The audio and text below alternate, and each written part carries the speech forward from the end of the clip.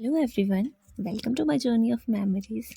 So last Saturday, my Bhaiya and I went to Pashleo track and we had lots of fun and I'm really excited to share some of the memories we recorded.